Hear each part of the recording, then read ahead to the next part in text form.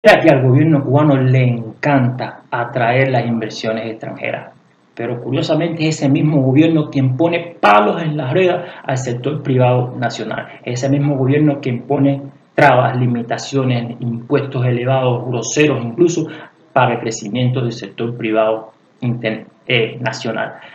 Curioso, ¿verdad? Bien, ante todo ello hay una posición que intenta cambiar esa realidad, que intenta fomentar el crecimiento del sector privado, y por ahí más o menos vamos todo bien, podríamos estar muchos coincidiendo. Ahora bien, ¿en dónde llegan las grandes diferencias? En las opciones que hay para ello. Y una de las opciones es la, creo yo, la menos afortunada, es la confrontación militar. Confrontación militar, por supuesto, que, no, que olvida o ignora que la sociedad cubana no cuenta con las mismas posibilidades que se contó antes del 59. O sea, no puede haber confrontación militar porque no hay acceso a las armas. La otra opción que se plantea es la intervención extranjera. Lamentablemente, y por suerte, creo que para que haya intervención extranjera, a alguien, alguna potencia tiene que interesarle el tema a Cuba, y Cuba no es la, digamos, que el motivo, el interés de otros países, de esas potencias extranjeras. Y mucho más ingenuo sería que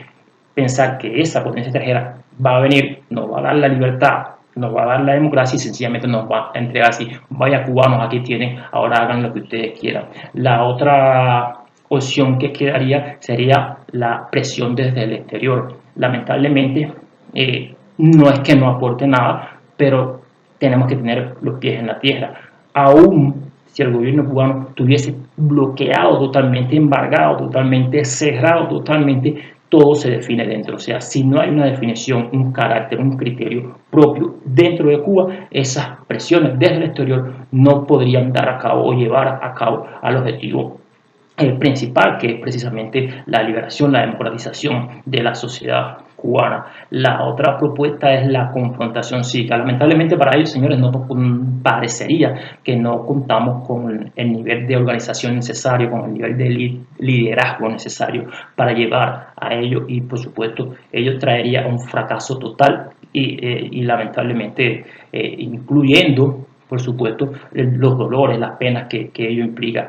La otra opción sería la manifestación pacífica sostenida. Para ello, lamentablemente, hay un nivel de despolitización o de expatriación tal que el pueblo cubano de hoy, en un amplio sector, prefiere arriesgar su vida cruzando fronteras en una lancha antes que dar algo por su patria. Es como si el cubano realmente no sintiera la obligación plena de hacer algo por lo suyo, por lo que es suyo, y eso es lamentablemente triste, o quizás, creo yo, lo más triste, que el cubano no sienta que esta es su patria y es por ella por la que debe hacer antes que. Bueno, la otra opción que nos va quedando sería la inclusión. Algunos parece ignoran o creen que la inclusión va en contradicción con el fin del totalitarismo y el fin de lo dictatorial. Señores, la inclusión apuesta es principalmente aboga por el fin del totalitarismo y por supuesto por el fin de lo dictatorial. O sea, la inclusión habla de paz, habla de precisamente de democracia, habla de confraternidad, por supuesto, y de hermandad. La inclusión, por supuesto, es, digamos, la garantía que tenemos para que no se repitan los sucesos de enero de 1898. La inclusión habla de soberanía, de independencia, habla, por supuesto, de hacer con los cubanos lo mejor para los cubanos. Y ya sé que muchos van a decir, pero estamos en dictadura, la dictadura no permite la inclusión de los que piensan diferente. Ok, realidad fuerte, innegable, pero hay una diferencia de un pequeño detalle que no por pequeño es poco determinante, y es que no es lo mismo hablar de derrocamiento de un gobierno a hablar de inclusión. ¿Por qué? Porque cuando mezclamos esas dos cosas que parecen ser lo mismo y no lo son, pues entonces se mezcla, es como mezclar el arroz con el mango, y es una confusión que el gobierno o la dictadura sabe usar muy bien. ¿Por qué? Porque los que abogan por el derrocamiento del gobierno hacen tanto ruido, el gobierno precisamente lo aupa, lo aprovecha para excluir a todos, incluso a los que hablamos de inclusión. Y no al revés, o sea, si lo que habláramos de inclusión fuésemos más mayoría y hiciéramos notar nuestra voz, pues entonces sería posible incluirnos a todo. El gobierno se encarga, la dictadura se encarga de hacer ello al revés, de hacer que el ruido de los que proponen derrocamiento de gobierno sea mayor. Te lo voy a explicar de otro modo. Mi hermano, mira, cuando se habla de derrocamiento de gobierno, ningún sistema, ningún gobierno lo permite y va a la casa de los que hablan precisamente de derrocamiento de gobierno, más aún entonces en dictadura. Es decir, ¿por qué el gobierno o por qué tendríamos hoy la oportunidad? Precisamente porque hablamos de inclusión de quienes, de los que proponemos sostener los niveles de acceso al sistema salud, educación y otros, y mejorar su calidad y su combinación con el sector privado. La inclusión de quienes, de los que proponemos que se abran las puertas para todos los cubanos, pensemos como pensemos, de lo que proponemos que se desmoronen los argumentos que sustentan el embargo o bloqueo, me da lo mismo el término, lo que proponemos deshacernos de la mentalidad de fortaleza sitiada que tanto daño nos ha hecho. Cuba no debe continuarse gobernando como si fuese un campamento militar.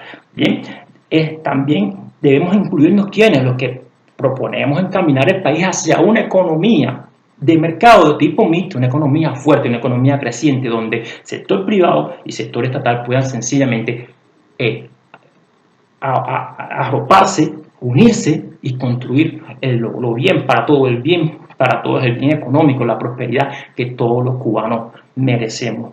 Es decir, hablar de inclusión es hablar de paz, es hablar de soberanía, es hablar de independencia, también es hablar de paz. Y por supuesto, es hablar del fin del totalitarismo, es hablar del fin de lo dictatorial, es hablar, y vuelvo y repito, de democracia. Ahora bien, ¿cómo lo vamos a hacer, mi hermano? Mira, 3 ejes fundamentales. Enfocarnos en inclusión, la inclusión, enfocarnos en ello. La otra es esforzarnos, aportar cada uno nuestro granito de arena para que ese esfuerzo no sea en vano, para que todos podamos estar allí representados en el Parlamento cubano, como lo dice la propia Constitución.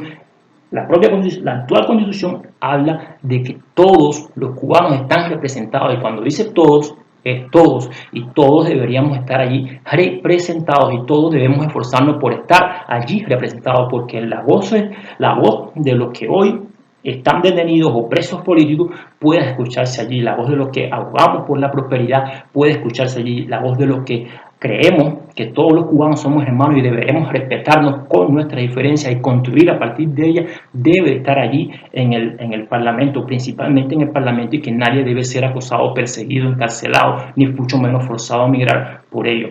Y por supuesto, una última es evolucionar. Evolucionar ya no solo desde o como sector de la sociedad, sino como la sociedad toda. Una sociedad que por supuesto deberá aprender a crecer con sus diversidades, con sus diferencias y sobre todo teniendo bien claro que Cuba es mejor con todos.